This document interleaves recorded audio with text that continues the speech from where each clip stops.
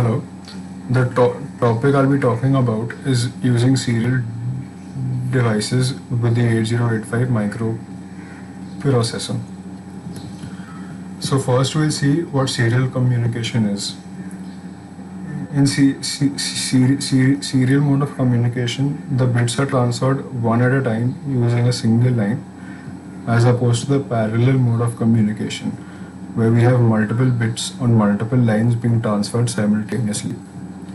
We can see in the figure, first we have an example of a parallel interface where there are 8 lines transferring 8 bits simultaneously. And the second example is of a serial interface where the 8 bits are being transferred one by one on a single line by sending the MSB first and the LSB last. Serial communication has its advantages and disadvantages. First is that since we only need one line to send the bits, serial communication requires fewer connections, and so crosstalk is less of an issue. Now, due to there being less connections, the serial devices tend to be cheaper and more compact.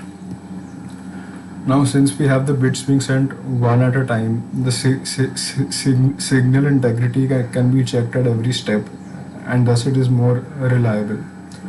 The main downside of serial mode of transfer is that the maximum speed is lower than parallel, since we are only sending one bit at a time. Now, the serial mode of communication is mainly used in long distance network, and the main reason for this is to save costs, since instead of multiple lines, we only need one line or two lines in a bidirectional system to transfer data.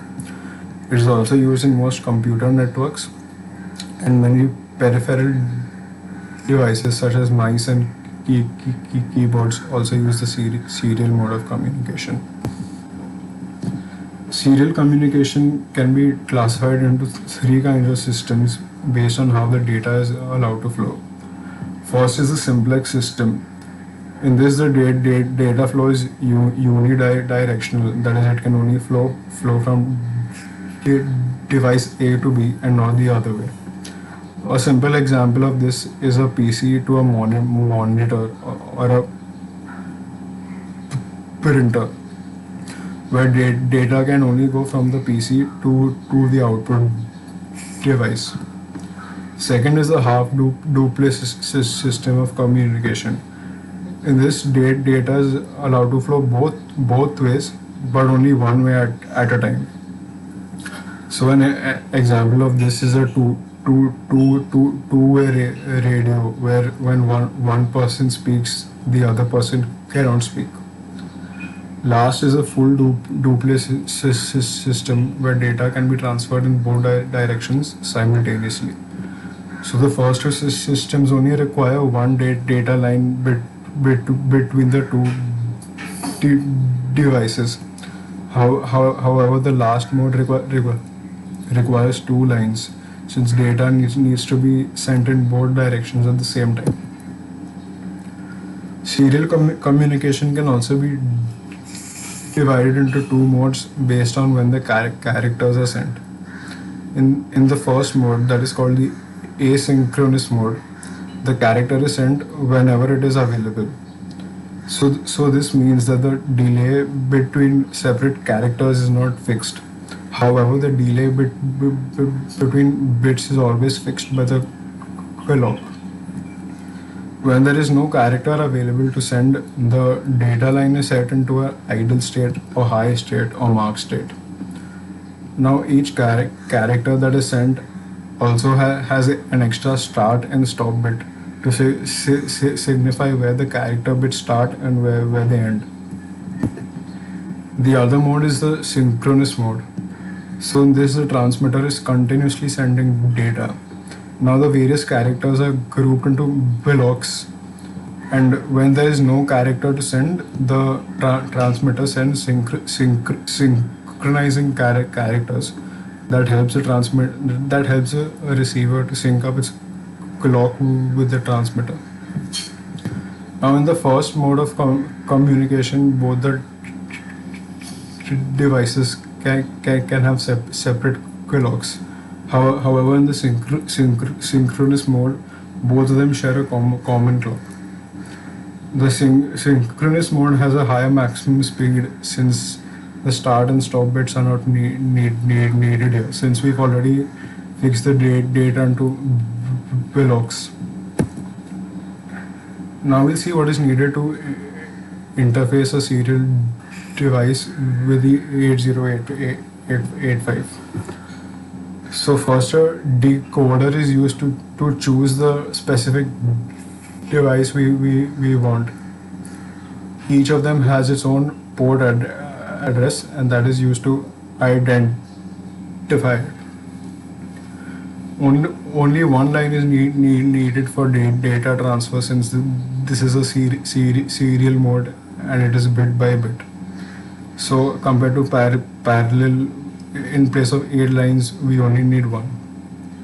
And the read and write signals, as usual, are used to control the data transfer.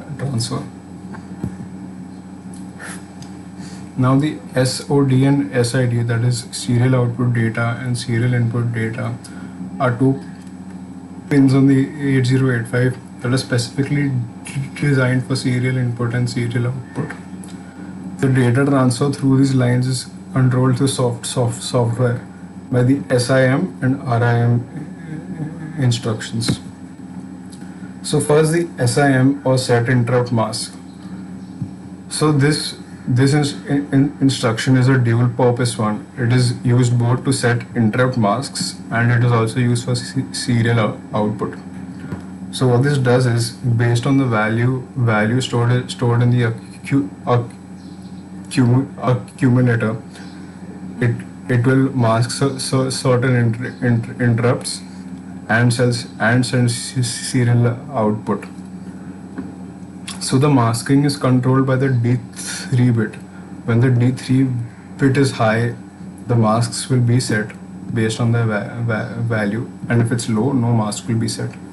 And the serial output is controlled by the D6 bit.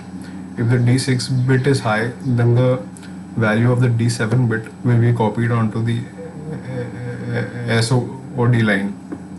And if D6 is low, there will be no serial output. Here is a simple code to copy the value of the carry bit onto the serial output data line. So first we move 80H onto the accumulator. So that is basically D7 being 1 and the rest of the bits being 0. Next is the RAR command, which is rotate accumulator right through carry. So basically the D7 bit is copied onto D6 and the carry bit is copied onto D7. So now the D6 bit is 1, the D7 bit is what the carry bit was, and the rest are 0. So when the SIM is carried out, since D6 is 1, we have D7 being copied onto the SOD line, and since D3 is 0, there are no interrupt masks set. And the contrary of the SIM is the RIM instruction, which is read interrupt mask. So in this this instruction also has a dual purpose. One is to see the status of the interrupts and their interrupt masks, and one is to get the serial input. So the D7 bit copies the data from the SID line onto itself, and the rest of the bits are used to see the mask status of the interrupts or the status of the interrupts themselves. Thank you.